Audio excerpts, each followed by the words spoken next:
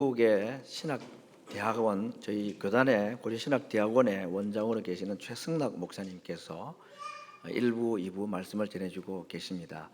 1부 예배 못 오신 분들은 오늘 영상이 남아 있으니까 정말 꼭 한번 들어보시기를 바랍니다. 또 2부에도 다른 말씀이지만 또 2부에 오신 분들의 말씀으로 오늘 하늘의 닷이라는 제목으로 나오셔서 말씀을 전해 주실 때에 하나님의 은혜가 우리 가운데 충만하기를 간절히 바랍니다.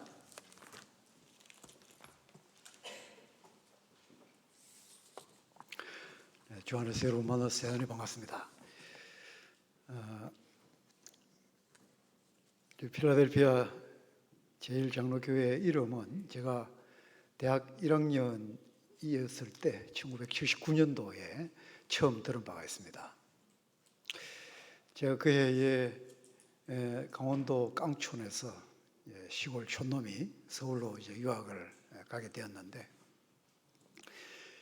갈 데가 전혀 없었습니다. 비빌 데도 전혀 없었습니다. 무작정 서문교회 김만우 목사님 이름만 듣고 찾아갔습니다. 그랬더니 목사님께서 교회 지하실 기도실 하나를 내주셨습니다. 그래서 그 기도실에서 한 학기를 보냈습니다. 그러고 나서 2학기를 맞았는데 또 이번에는 등록금이 없어서 등록할 방법이 막연했습니다. 그래서 할 수 없이 하나님께 기도라도 해보자. 평소 기도도 안 하던 놈이 철야 기도를 한번 한답시고 본당에 이제 올라가서 엎드려서 몇 마디 하다가 보니까 뭐 기도할 것도 없지 않습니까? 그래서 엎드려서 그냥 잤습니다. 교회당에서. 눈 깨보니까 이제 새벽 기도 하느라고 목사님 들어오시고 교인들 들어오시고 그래서 새벽 기도까지 내친 김에 했습니다. 새벽 기도 마치고 나니까 김만우 목사님께서 잠시 보자 사무실로 부르시더라고요. 가보니까 사택으로 가봐라. 사택에 갔더니 사모님께서 봉투 하나를 딱 내주시는 겁니다. 그 안에 학비가 들어있었습니다. 저는 그때 기도가 이렇게 신속하게 응답받는다는 것을 생전 처음 경험을 하게 되었습니다. 우리 김 목사님께서 목회의 감으로 딱 알아차리신 거죠. 평소 기도도 안 하던 이놈이 밤 꼬박 본당에서 지내고 새벽 기도까지 한 걸 보면은 틀림없이 뭔가가 있다. 지금 보니까 또 이제 등록철이고. 그래서 목사님께서 학비를 마련해 주셨는데 그것이 제가 학교를 마친 것뿐만 아니라 또 신학의 길에 들어간 이 모든 과정에 귀한 밑거름이 되었습니다.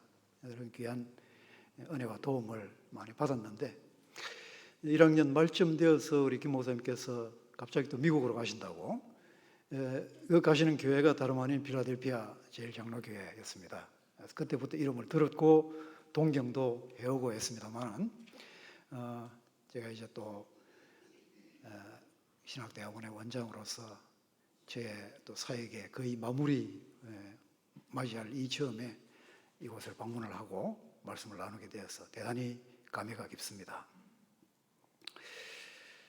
멀리 있는 저희 한국의 신학교하고 미국의 여러분들이 무슨 관계가 있을까라고 생각하실 수 있는데 사실은 직접적인 관계가 있습니다. 우리 학교는 교단 안에 목회자와 선교사를 배출하는 유일한 기관입니다. 그래서 이 학교를 통해서 우리가 목회자와 선교사들을 배출해 내지 못하면 여러분 어떤 결과가 생기겠습니까?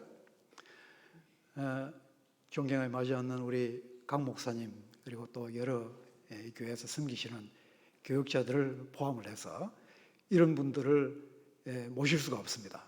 배출해 낼 수가 없습니다.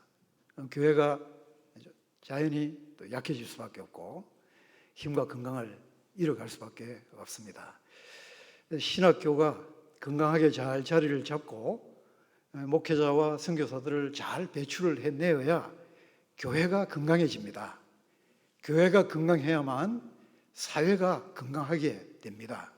이런 귀한 사명을 감당하는 가장 밑바닥에 우리 신학교가 있습니다. 근데 현실적으로 지금 우리 신학교가 당면하고 있는 큰 어려움이 있고 여기에 대해서는 여러분께서도 함께 기도를 해주시면 좋겠습니다. 다른 문제가 아닙니다.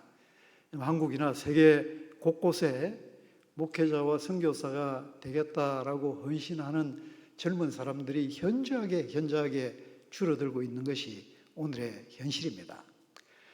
당장 수치로 생각을 해보면 지금부터 한 10년 전 2013년만 하더라도 우리 교단에 35개 노회가 있는데 그 노회에서 우리 신학교에 이 사람들을 교육시켜 주십시오라고 위탁 교육 추천을 하는 사람들의 숫자가 200명이 넘었습니다.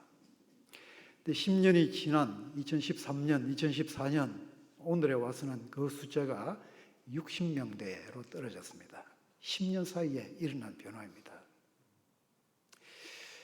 지금 우리 학교를 통해서 배출해내는 목회자, 선교사 후보자들의 숫자가 1년에 60명, 70명대밖에 되지를 않습니다. 만일 이 사태 그대로 지속이 되면은 앞으로 한 10년 후가 상당히 우려스럽습니다. 우리 한국 안에서도 웬만한 큰 교회들 제외하고는 담임 목회자를 구하지 못하는 이런 사태가 10년 안에 신속하게 닥칠 수가 있습니다. 이게 이제 뭐하고 연관이 되어 있느냐 하면은 그동안은 하나님께서 우리 한국교회와 또 고신교회에 특별히 은혜를 베풀어 주셔서 어느 때보다 많은 그런 목회자들을 배출을 해낼 수가 있었습니다만은 내년부터 시작해서 은퇴하시는 목사님 숫자가 한 100여 명에 육박을 하게 됩니다. 제가 이것을 한 10년 계산을 해보니까 앞으로 10년 후가 되면은 1215명이 은퇴를 합니다. 근데 현재 추세로 배출해내는 숫자 한 60명, 70명대를 생각을 하면은 이게 그대로 간다라고 가정을 할 때에 배출되는 숫자는 600명대밖에 되지를 않습니다. 한 절반 정도가 모자라게 되는 그런 상황이 생깁니다. 한국 안에도 담임 목회자를 못 구하는 그런 교회들이 앞으로 속출을 할 수 있고 더군다나 해외에 있는 교회들에는 목회자를 내보내지 못하는 이런 사태가 심각하게 닥쳐올 수가 있습니다. 그래서 이 문제가 한국의 문제만도 아니고 우리 학교만의 문제도 아니고 어쩌면 여러분 자신들의 문제이며 여러분 후대의 문제다라는 생각을 가지시고 함께 기도를 해주시기를 바라고 이런 차제에 여러분 교회가 이번에 우리 고려신학대학원을 위해서 기도해 주실 뿐만 아니라 귀한 물질적 후원을 해 주시는 것에 대해서 진심으로 학교를 대표해서 감사를 드립니다. 귀하게 아름답게 쓰여질 것이고 사실 숫자가 줄어들면은 교육하는 비용도 그만큼 줄어들지 않겠느냐라고 생각하시겠지만은 그 반대입니다. 지금은 주의 일을 위해서 헌신할 마음이 없는 사람들 또는 경계 지역에 있는 사람들 한 사람이라도 더 끌어들이기 위해서 노력을 해야 되는데 이분들을 위해서는 그래도 돈 걱정하지 않고 좀 장학금 혜택이라도 든든하게 받아서 공부를 할 수 있도록 하는 그런 여건을 마련해 가는 것이 어느 때보다 더 시급한 그런 시점에 놓여 있습니다. 그래서 여러분의 기도와 물질적인 후원 계속해서 우리 학교를 생각하시면서 이루어 주시면 대단히 감사하겠습니다. 오늘 우리가 읽은 이 본문의 말씀에서 특별히 아브라함이 소개가 되는데 아브라함만 별도로 이야기를 하고 있지는 않습니다. 히브리서 저자가 지금 이 부분에서 하고 있는 아주 기묘한 전략 가운데 하나는 아브라함과 우리를 겹치기 시켜놓고 있다는 것입니다. 아브라함 이야기만 하는 것도 아니고 또 신약 성도들인 우리에게 권면만 하는 것도 아니고 별도로 이야기를 하는 것이 아니라 아브라함 이야기를 하는 듯 하면서 거기에 우리 신약 성도들도 같이 겹치기 위해서 이야기를 하는 그런 방식으로 이야기 전개를 하고 있습니다. 굉장히 독특한 본문이죠. 이걸 한 3가지 정도의 핵심 주제를 가지고 이야기를 하고 있는데 첫 번째 주제는 18절을 보면은 17절을 보면은 약속을 기업으로 받는 자들이라는 주제입니다. 약속을 기업으로 받는 자들. 아브라함과 우리 신약 성도들의 공통점이 약속을 기업으로 받는 사람들, 곧 약속 상속자들이다. 이게 공통입니다. 아브라함도 약속 상속자입니다. 오늘 우리 신약 성도들도 마찬가지로 약속 상속자입니다. 실물을 받는 것이 아닙니다. 손에 잡히고 눈에 보이는 현물을 하나님께서 우리에게 주시는 것이 아닙니다. 약속을 주십니다. 그 약속의 상속자로 우리는 부름을 받고 있습니다. 아브라함이 그랬죠. 아브라함이 나이 75살이 되었을 때 하란에 머물고 있었습니다. 하나님께서 그에게 나타나셔서 느닷없는 갑작스러운 명령을 주십니다. 창세기 12장 1절로 3절에 기록되어 있는 잘 아는 그 말씀입니다. 내가 너에게 보여줄 땅으로 가라. 어디로 갈까요? 모릅니다. 그곳에 가면 뭐가 기다리고 있습니까? 모릅니다. 어떤 일을 만날 것입니까? 모릅니다. 아무것도 모릅니다. 아무것도 정해진 것이 없어 보입니다. 그런데 하나님은 그냥 짐 싸라, 떠나라, 가라. 모든 것은 내가 계획하고 마련한다. 그 하나님의 약속 말씀 하나 붙잡고 길을 떠났던 사람이 아브라함입니다. 그런 점에서 그는 약속의 상속자였죠. 오늘 우리 또한 아브라함과 마찬가지로 약속 상속자들입니다. 하나님은 영원한 하나님 나라의 복을 우리에게 약속으로 주셨습니다. 그리스도 안에서 이 하나님의 약속의 복을 나의 것으로 삼고 약속 상속자가 되어서 이 세상을 살아가시는 여러분 위에 하나님의 놀라우신 위로와 은혜가 넘치게 임하기를 기원합니다. 또 하나의 주제는 18절을 보시면은 피난처를 찾은 우리라는 주제가 나타납니다. 피난처를 찾은 우리.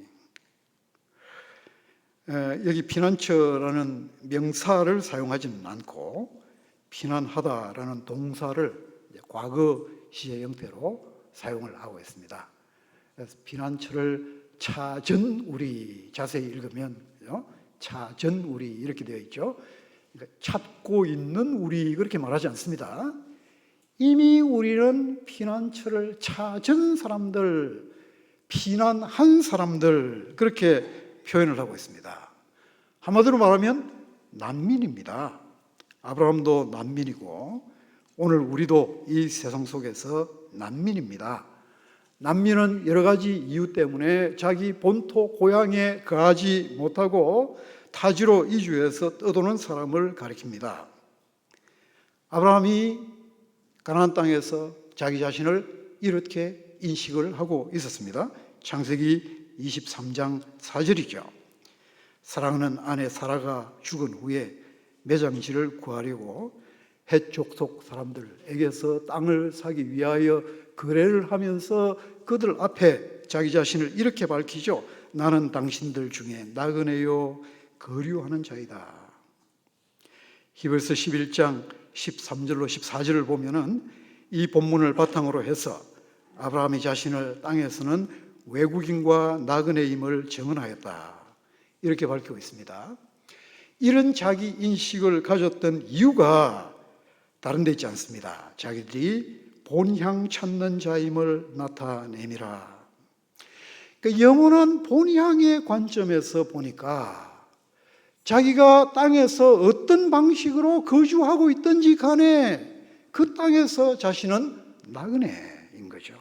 임시 체류자입니다. 난민입니다.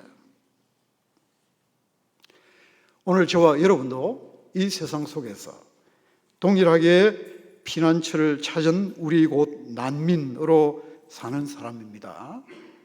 아마 이 땅에 살고 있는 여러분들은 더 실질적으로 이런 인식을 절박하게 체험적으로 느끼고 계시는 줄 생각을 합니다만, 그러나 어떤 조건에서 사는 그리스도인이든지 마찬가지입니다. 비록 우리가 이 땅에서 집도 가지고 있고 시민권도 있을 수도 있고 안정된 삶의 기반을 가지고 살아갈 수도 있습니다. 그런 관점에서 보면은 우리는 난민이 아닐 수도 있습니다. 저 한국 같으면 탈북을 해서 정처 없이 남한에 내려와서 살고 있는 그런 분들이 난민일 수도 있고, 아프간 땅을 떠나서 한국에 정착을 하고 있는 그런 분들이 난민일 수도 있고, 그 사람들이야 난민이지만 내가 어떻게 이 땅에서, 이 나라에서 난민이냐? 그러나 성경은 우리를 난민이라고 부릅니다. 우리를 세상에서 난민으로 규정하는 것은 우리가 어떤 소망을 가지고 사는 사람이냐, 어떤 부르심에 따라서 우리의 새로운 정체성을 가지고 사는 사람들이냐, 여기에 따라 결정이 됩니다. 하나님께서 저와 여러분을 영원한 본향의 상속자로 삼으셨기 때문에 그 본향의 관점에서 보면은 우리는 이 땅에서 자발적 난민이 된 사람들인 거죠. 그래서 사랑하는 성도 여러분, 우리가 이 세상에서 너무 편하게 사는 것은 우리의 복이 아닌 줄 압니다. 너무 편해서 내가 누구인지, 뭘 위하여 부름받은 사람인지조차 잊어버린다면 그것은 복이 아니라 오히려 저주입니다.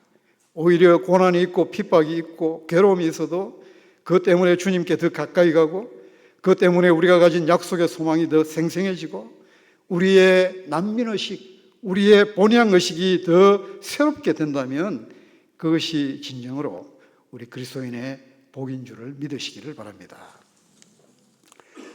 아브라함과 우리 사이에 겹치기가 일어나는 가장 강력한 부분은 하나님의 맹세라는 주제입니다. 오늘 본문 14절을 보면은 창세기 22장 17절 말씀을 간략하게 인용을 합니다. 내가 반드시 너에게 복주고 복주며 너를 번성하게 하고 번성하게 하리라. 근데 창세기 22장 17절 전체를 인용을 해보면 이렇습니다. 내게 큰 복을 주고 내 씨가 크게 번성하여 하늘의 별과 같고 바닷가의 모래와 같게 하리니 내 씨가 그 대적의 성문을 차지하리라. 이 후반부는 생략을 하고 특별히 전반부를 인용을 하고 있습니다. 하늘의 별과 같고 바다의 모래 같은 그런 자손을 주겠다. 구체적인 내용도 생략이 되고 있습니다. 무엇보다 중요한 것은, 우리가 관심을 기울여야 될 것은 이것이 어느 시점에 주어진 약속이냐라는 것입니다. 우리가 잘 아는 것처럼 하나님께서 이 시와 땅에 약속을 주신 것은 반복적입니다. 12장 1절로 3절 하란 땅에서 부르실 때에 하나님께서 약속을 주시죠. 그리고 또 시간이 지나서 창세기 15장 6절을 보면은 아브라함이 시간이 지나가면서 점점 마음이 조급해집니다. 내 몸의 형편은 내 몸에서 자식 얻을 그런 형편이 도무지 되지를 못하고 시간은 계속 흘러가고 있는데 하나님 약속은 이루어질 기미가 보이지를 않고, 그래서 아브라함이 하나의 타협책을 제시를 하지 않습니까? 우리 집에 신실한 이 다메섹 사람 엘리에셀이라는 사람이 있는데 내가 신임을 주는 사람이고 괜찮은 사람입니다. 하나님 차라리 이 사람을 상속자로 세우는 것이 어떻겠습니까? 하나님 앞에 타협점을 제시를 하죠. 그만큼 그의 믿음이 점점 열버져 가고 있다는 것을 보여주고 있는데, 그때도 하나님께서 거듭해서 그렇지 않다, 네 몸에서 나는 씨를 통하여 하나님의 뜻을 약속을 이루어 가실 것을 확인해 주십니다. 이렇게 몇 차례 하나님의 약속은 반복이 되는데, 특별히 오늘 인용을 하고 있는 이 22장 본문에 오면은 이 약속은 특별해집니다. 22장에 무슨 사건이 기록이 되어 있습니까? 우리가 잘 아는 것처럼 하나님께서 100세의 불가능한 상황 가운데서 주신 이삭을 느닷없이 바치라, 제물로 바치라 라고 명령을 하십니다. 아브라함은 이 이해할 수 없는 명령을 받았지만 한마디도 묻지도 따지지도 않습니다. 우리 같으면 또다시 하나님 앞에 하나님, 저는 드리고 싶은 마음이 있지만 드리고 나면 그 다음 어떡합니까? 하나님 약속이 이 아이를 통해서 이루어져 가야 될 텐데 이 드리고 나면 죽고 나면은 그 약속 다 무산되는 것 아닙니까? 저는 하고 싶어도 하나님 일을 생각하면은 해서는 안 될 것 같습니다.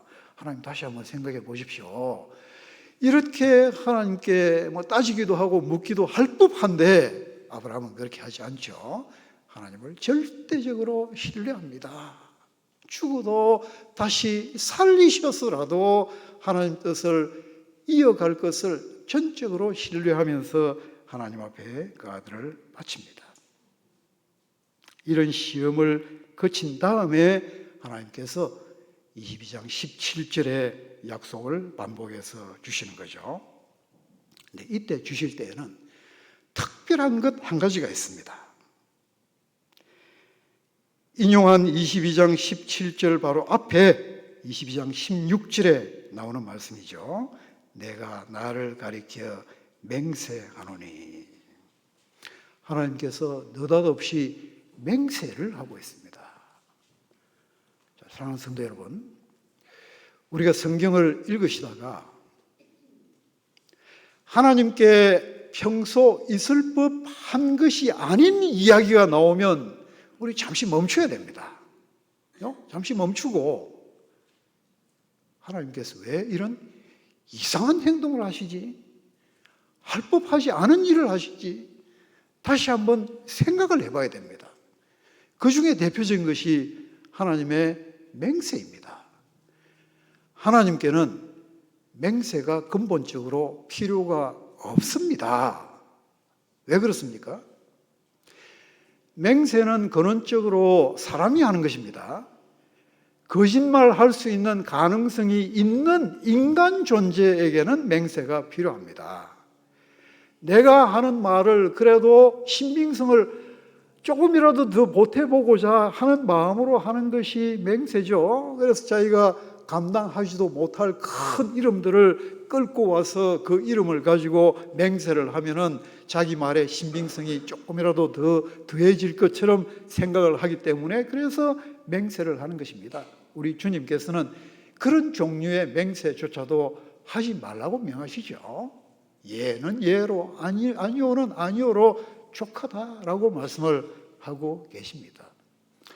맹세는 근원적으로 거짓말할 수 있는 가능성이 있는 인간 존재에게 필요하고 어울릴지 모르지만 거짓말할 수 있는 가능성이 근원적으로 없으신 하나님께는 맹세가 필요하지 않습니다. 하나님은 그냥 말씀만 하시면 됩니다. 하나님의 약속으로도 충분합니다. 그런 하나님께서 맹세를 하신다면 여기에 특별한 의미가 있구나라는 것을 우리가 얼른 캐치를 해야 됩니다. 그것이 성경을 읽을 때에 중요한 포인트 가운데 하나이죠. 하나님께서 하지 않을 그런 일을 하시는 것은 보통으로 보고 넘어갈 수 없는 상황이라는 것을 이야기를 하는 것입니다. 왜 하나님께서 맹세를 하시는가? 17절 말씀을 다시 한번 보십시오. 하나님은 약속을 기업으로 받는 자들에게 그 뜻이 변하지 아니함을 충분히 나타내시려고 그 일을 맹세로 보정하셨나니. 하나님 자신을 위하여 맹세하시는 것이 아닙니다. 우리 연약한 인간들을 위하여 맹세의 약속을 하시는 것입니다. 우리 연약한 인간들에게 있어서 가장 취약한 요소 가운데 하나가 시간의 시험을 이기는 것입니다. 내일 당장 어떤 일이 일어날지 우리는 모릅니다. 1년 후에 우리의 삶의 모습이 어떻게 되어 있을지 우리는 장담하지 못합니다. 이런 시간 속에서 살아가고 있는 우리 인간, 이 시간을 살아갈 때에 가장 취약한 존재가 될 수밖에 없는 거죠. 근데 하나님께서는 그런 우리에게 현물을, 손에 잡히는 실물을 주시는 것이 아니라 약속을 주십니다. 말씀을 주십니다. 실물을 잡고 있으면 훨씬 우리가 마음이 편할 수가 있는데, 하나님을 믿고 살아가는 것은 그렇지가 못하다는 거죠. 약속의 말씀을 우리는 붙잡고 살아가는 사람인데, 하나님께서 그 약속을 어떻게 이루실까? 그 약속이 이루어지기는 하는 것인가? 때로 흔들릴 수 있습니다. 때로 연약하여질 수 있습니다. 이런 우리를 하나님께서 배려하시는 거죠. 그런 우리를 향하여 하나님의 뜻이, 하나님의 약속이, 우리를 향하여 가지신 하나님의 계획이 결단코 변치 않는다, 반드시 이루시는 하나님이시다라는 것을 충분히 나타내시려고, 이것이 하나님께서 맹세를 하신 목적입니다. 충분히. 굉장히 강한 용어입니다. 우리가 영어의 어감으로 생각을 할 때는 enough 정도를 생각을 하겠지만, 원문에서는 enough 정도가 아닙니다. more than enough입니다. 과도하게 의미를 가지고 있는 단어를 사용을 하고 있습니다. 나타내시려고 본보기를 보인다, demonstrate 한다는 의미를 가지고 있습니다.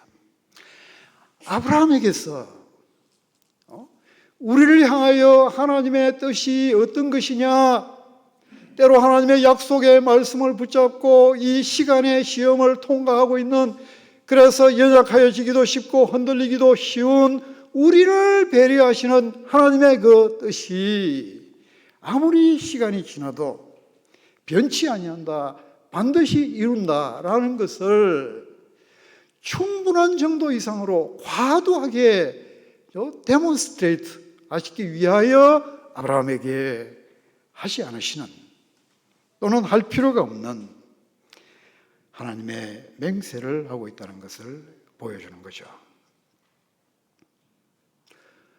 아브라함에게는 이처럼 하나님께서 맹세를 주셨지만, 우리에게는 맹세를 주십니까? 네, 물론 개인적 차원에서는 우리에게 맹세를 주지 않으시지만, 그러나 맹세로 세우신 대제사장 예수 그리스도를 통하여 하나님께서 우리에게 약속을 주십니다. 그래서 그리스도를 통하여 받는 이 약속이 하나님의 맹세에 의거한 말씀입니다.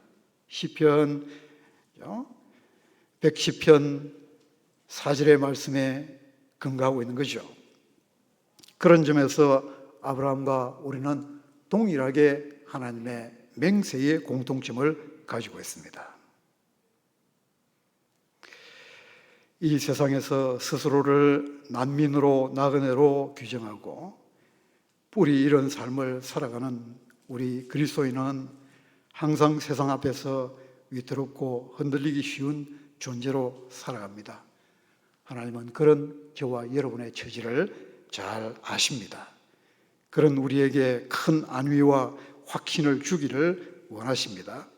그래서 아브라함에게 하나님의 맹세를 주신 것입니다. 아브라함과 그의 믿음의 후손인 우리에 대한 하나님의 자기 던지심입니다. 하나님의 자기 결탁입니다. 하나님의 자기 묶으심입니다. 쉽게 이야기하면 니캉 네캉, 이제는 끊을 수 없는 관계이다. 세상에서 내가 지킬 존재는 너밖에 없다. 내가 나를 너에게 끊을 수 없는 끈으로, 보이지 않는 언약의 끈으로 묶어맨다. 이것이 맹세에 깃들인 하나님의 자기 던짐의 행위입니다. 사랑하는 성도님 여러분,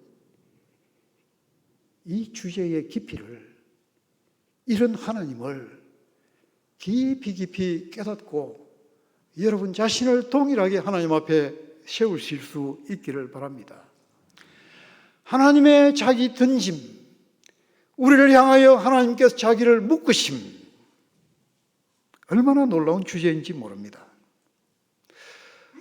때때로 우리는 신앙적 결단과 헌신을 많이 강조를 합니다. 여러분 자신을 하나님께 던지십시오. 하나님께 전적으로 자기 자신을 바치십시오. 그런데 우리만 그렇게 하는 것이 아닙니다. 우리만 하나님께 우리 자신을 던지고 모으는 것이 아닙니다. 하나님 자신이 자기 자신을 우리에게 던지고 묶으십니다. 우리만 하나님께 충성을 하는 것이 아닙니다. 연말에 연초에 직분자들을 세울 때 충성에 대해서 많이 강조를 합니다. 충성스럽게 섬기십시오. 그러나 여러분, 우리가 때로 이것 착각하면 안 됩니다. 우리만 하나님께 충성하기를 요구하시는 하나님이 아닙니다. 우리만 하나님께 신실함을 지키지 않습니다. 하나님 자신이 우리에게 충성하십니다. 하나님 자신이 끝까지 우리에게 대한 신실함을 변치 않으십니다. 이것이 하나님과 우리의 관계입니다. 상호적인 관계입니다. 상호적인 묶음입니다. 상호적인 던짐입니다. 언약의 관계이죠.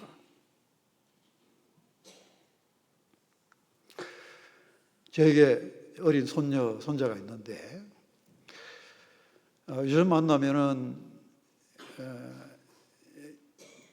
할아버지 부르면서 저에게 노래를 해주겠다고 그래요. 손자, 손녀들의 노래를 들으면 참 기쁘지 않습니까?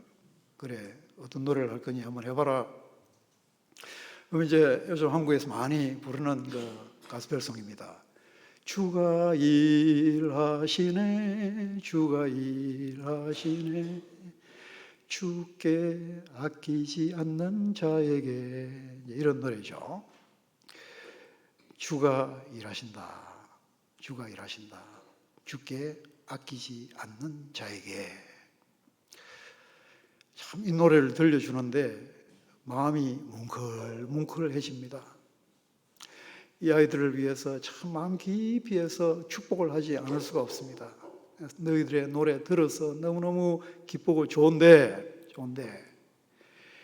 너희들이 정말 그 노래에 깃들어 있는 그 비밀을 깨닫고 살았으면 좋겠구나. 그 비밀을 깨닫고 살았으면 좋겠구나. 주께 아끼지 않는 자에게 일하시는 하나님, 그 비밀. 저는 이 가사를 생각을 하면서 왜 가사를 이렇게 만들었을까? 주께 아끼지 않는 자를 위하여 일하시는 하나님, 이렇게도 할 수 있을 텐데. 그런데 그게 아니더라고요. 주께 아끼지 않는 자에게, 누구입니까? 우리 본문에 나오는 아브라함입니다. 주께 그 아들을 아끼지 아니하는 자 아브라함에게 자기 자신을 던지시고 묶으시는 하나님, 맹세하시는 하나님, 이 하나님이더라고요. 마찬가지 우리 성도들입니다. 언약의 백성인 저와 여러분입니다. 주께 아끼지 아니하고 여러분 자신을 전적으로 묶어매는 여러분에게 일하시는 하나님이십니다. 상호적인 관계입니다. 우리가 하나님께 전적으로 우리 자신을 드리고 목속시키며 그분께 묶는 것처럼 하나님 자신이 그분 자신을, 당신 자신을 전적으로 여러분에게 묶으시고 여러분에게 일하시고 여러분에게 의무를 지시고 여러분에게 책임을 지시는 그 하나님이신 거예요. 그 무한히 자유로우신 하나님께서 여러분에게 그와 같이 하시는 거예요.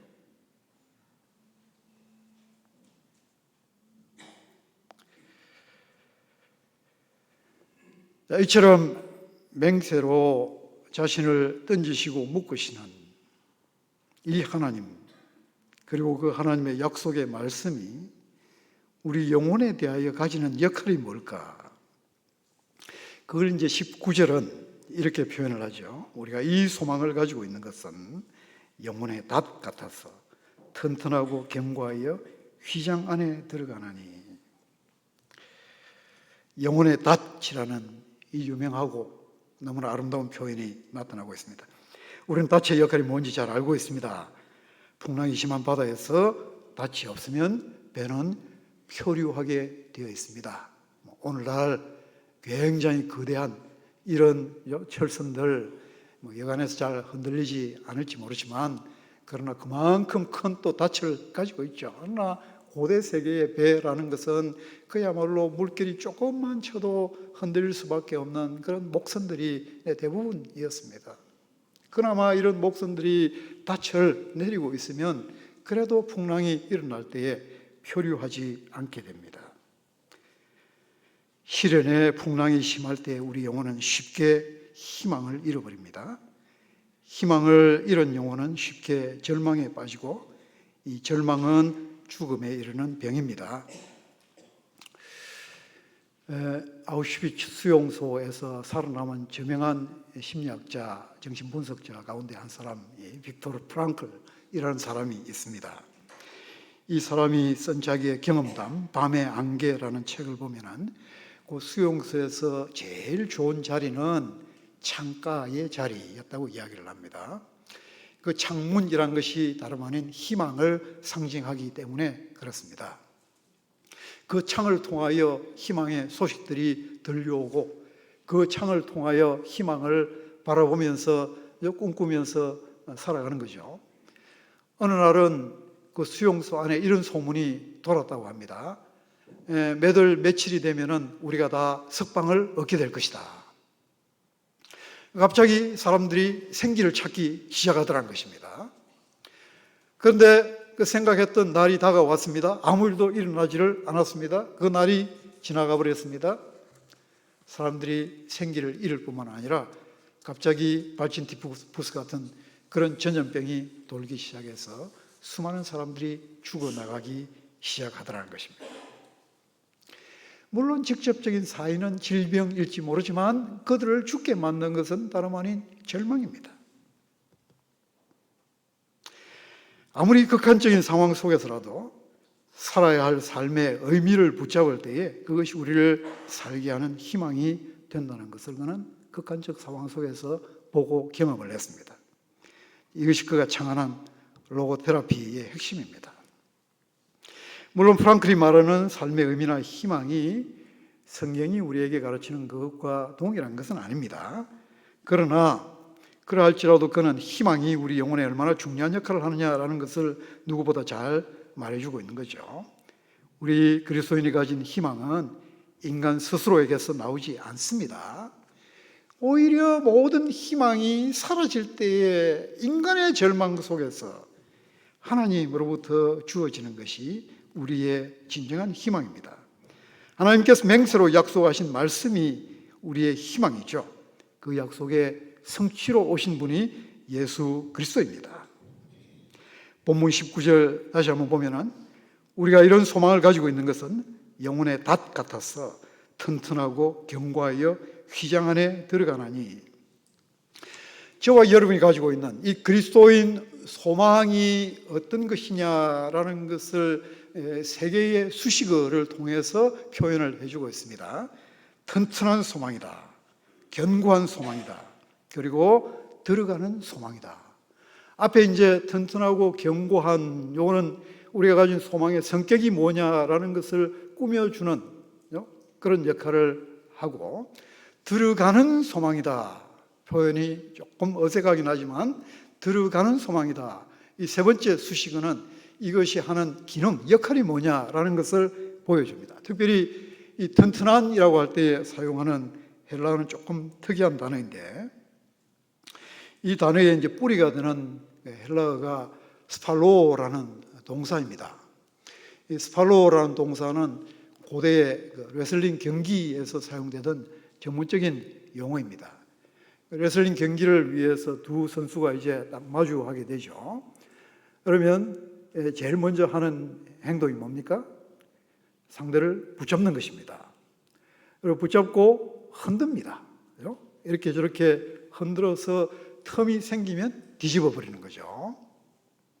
이처럼 흔드는 행위를 스팔로라는 동사가 나타내고 그렇게 해서 이제 뒤집어지면은 실점이나 또는 성점을 얻게 되는 거죠. 그걸 스팔마라고 명사로 이야기를 합니다. 우리 본문에서 사용하고 있는 이 개념은 그것의 이제 반대 개념이라고 보시면 됩니다. 아무리 흔들어도, 아무리 넘어뜨리려고 해도 흔들리지 않는 상태를 나타내는 용어를 쓰고 있는 거죠. 우리가 가진 소망은 이처럼 흔들리지 않습니다. 왜냐하면 그 소망의 근거가 하나님이기 때문에 그렇습니다. 하나님을 흔들 것은 이 세상 천지에 아무것도 없습니다. 비록 약한 우리는 때때로 흔들릴 수 있죠. 여러 가지 난관과 어려움이 닥치면 쉽게 흔들리는 성향을 가지고 있지만, 그러나 성경은 우리가 인간 본성에 의해서 살아가기를 원하지 않고 하나님을 의해서 살기를 원하고 있고, 그 하나님께서 주신, 특별히 맹세로 주신 약속에 의해서 살아가는 사람이 되기를 원하고 있습니다.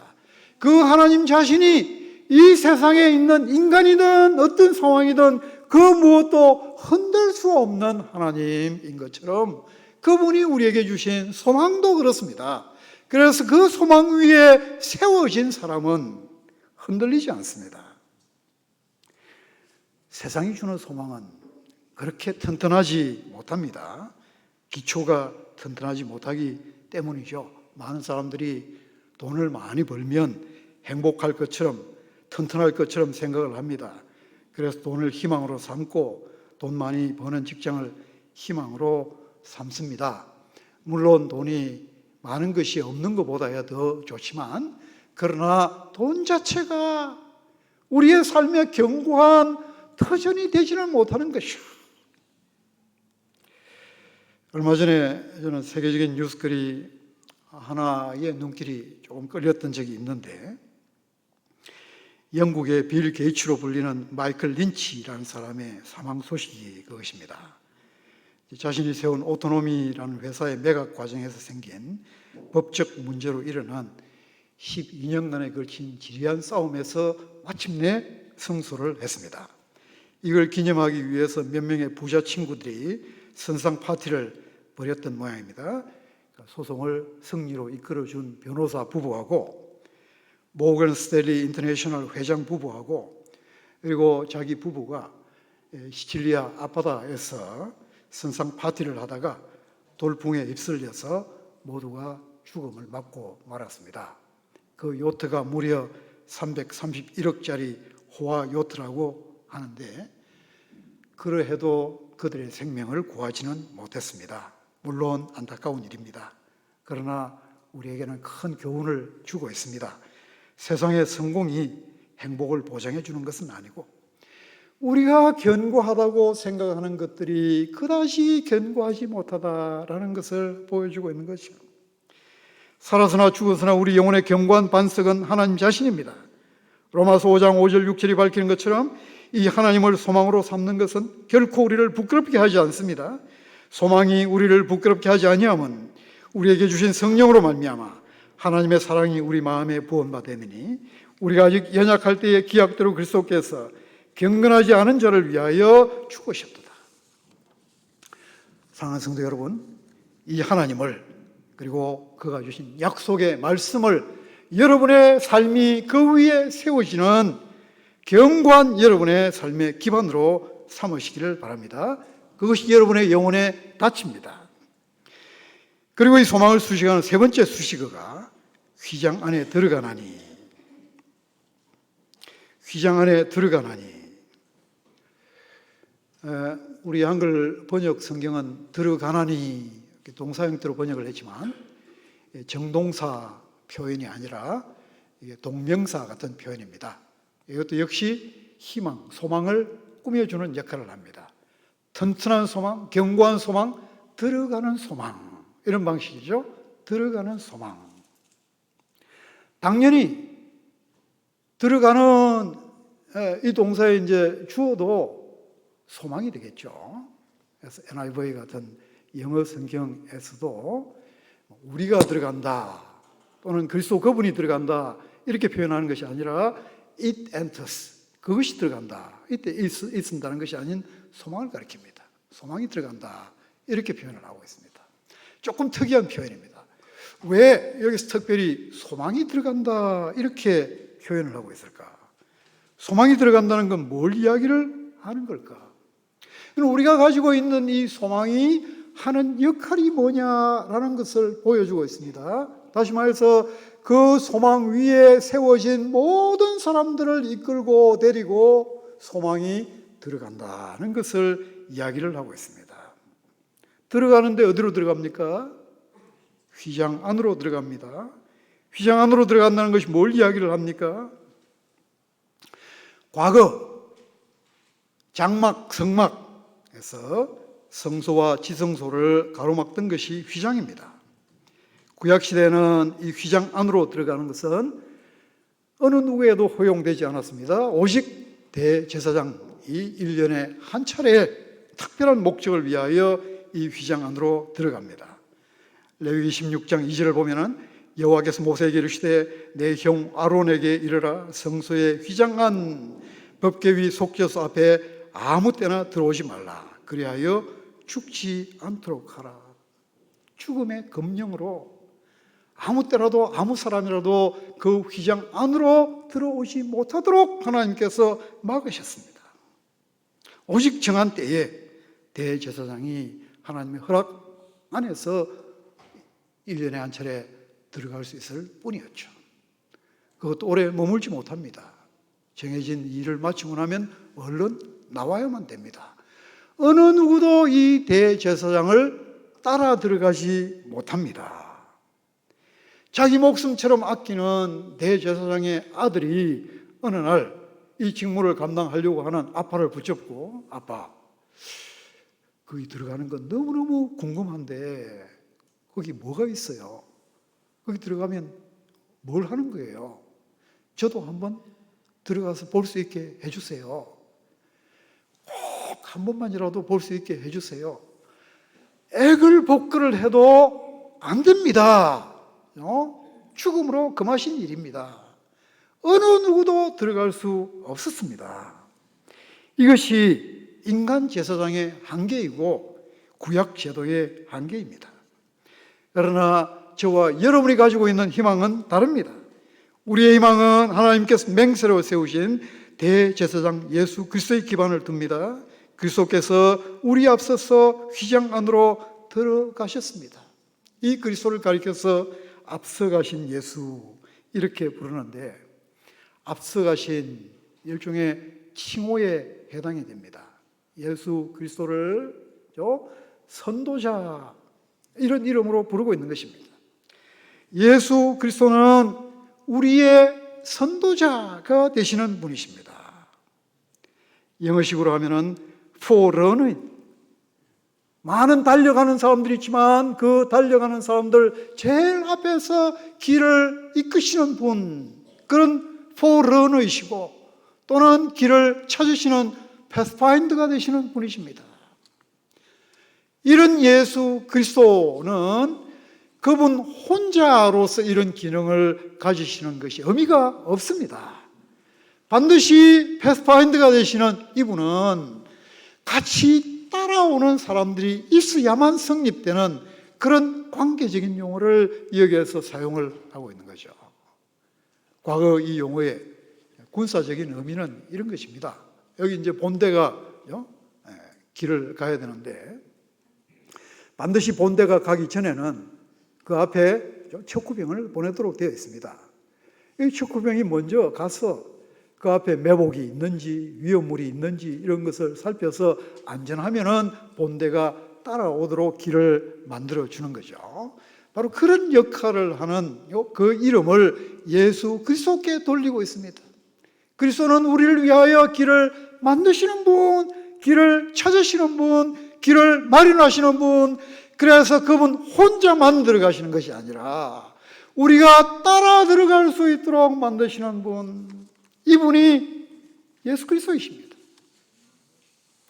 이런 그리스도를 따라서 한때는 금지되었던 그 영역 곧 하나님의 존전에, 하나님의 영광 앞에 나아갈 수 있도록 만들어주신 분이 예수 그리스도이시고, 이런 예수 그리스도를 우리에게 소망으로 붙잡고 살아가도록 주신 것이 하나님의 맹세로 세우신 약속의 말씀이고, 그 약속의 말씀이 저와 여러분의 심령 속에 영혼의 닻으로 작용하기 때문에 그 들어가는 소망, 이 들어가는 소망 위에 세워진 믿음의 사람들인 저와 여러분들이 다 그리스도를 따라서 이 하나님의 영광의 존전 앞에 나아가는 것이죠.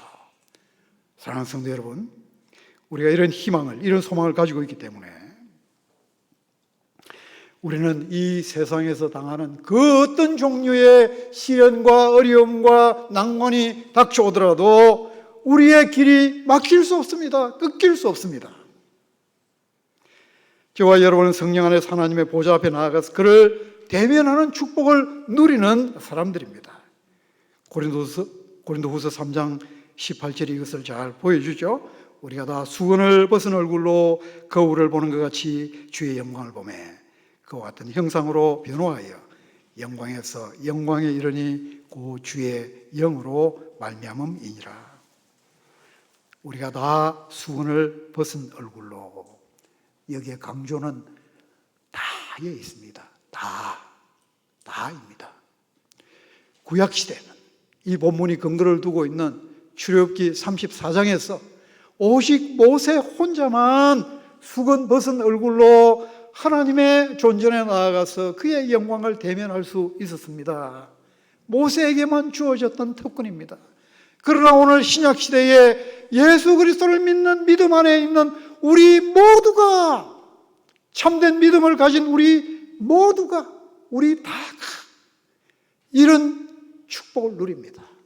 하나님의 영광의 존전에 나아가서 그분을 대면하여 만나고 예배하고 대화하고 교제하는 이 영광을 우리가 누립니다.